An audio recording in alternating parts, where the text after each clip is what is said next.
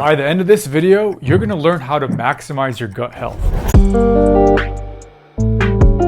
Now, when we think of food, we usually think about carbs, fat, and protein. But fiber is actually one of the most important components of food that you need to consume in order for you to be at your healthiest. This includes both types of fiber, soluble and insoluble. But most people aren't getting enough, especially the insoluble. For adults, it should be about 30 to 35 grams of fiber per day. Soluble and insoluble fiber, they come together to form a gel on the inside of your small intestine. When this happens in the first section of the intestine, the duodenum, absorption is decreased there by about 30%, which is a good thing.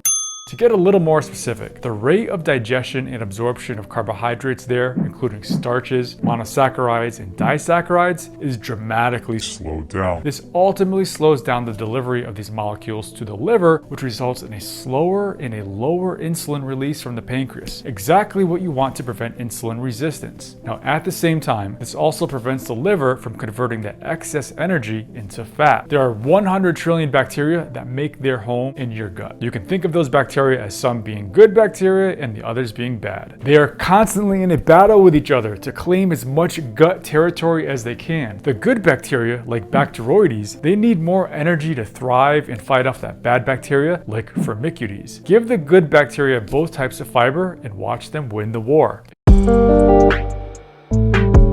If you don't feed your gut bacteria, they will feed on you by eating away at the protective mucin layer of your intestinal lining. And when this happens, you start getting microscopic leaks in the gut wall. Next thing you know, you have unwanted chemicals flowing into your bloodstream, which generates inflammation. This is the so-called leaky gut syndrome.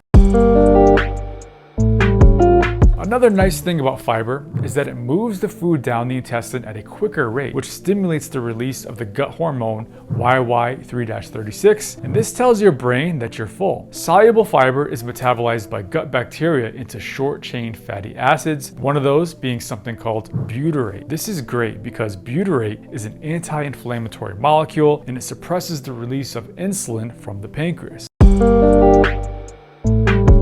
Insoluble fiber has another benefit. It acts as a gentle brush inside your colon, which brushes away the old dead cells, and this helps to reduce your risk of getting colon cancer. What about a molecule called spermidine? This chemical is found in cheese and mushrooms, which can improve cardiovascular and cancer risk in animals. But since our liver filters out spermidine after we eat it, the best way to increase it in our bloodstream is to get it from our gut bacteria. And you can achieve this by keeping the good bacteria in your gut happy by giving them what they want. Fiber.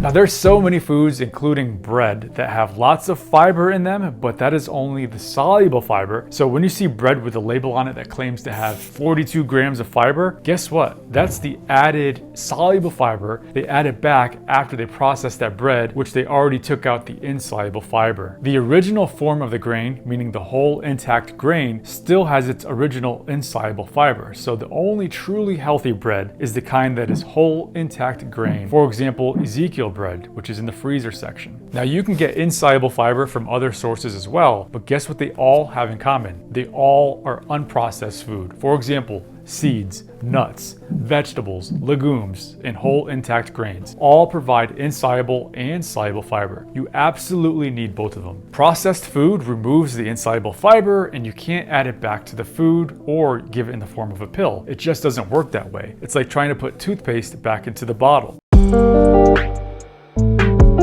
Another thing is that diet sweeteners, like in diet sodas, Red Bulls, Monster drinks, they can also alter the composition of gut bacteria, leading to leaky gut and subsequent inflammation, and stimulate insulin release, leading to belly fat being deposited. Antibiotics, they kill off bacteria, including the good bacteria in our gut. This is why it's best to avoid animal products unless they are antibiotic free. And when plants are sprayed with pesticides like atrazine and glyphosate, those chemicals in those fruits and vegetables can also alter our intestinal bacteria and not for the better. That's why it's always best to go organic whenever possible. Consuming trans fats, which mostly come from fried food, ends up generating at least some degree of gut inflammation. You might notice your stomach making noises after fried foods. This is likely the reason.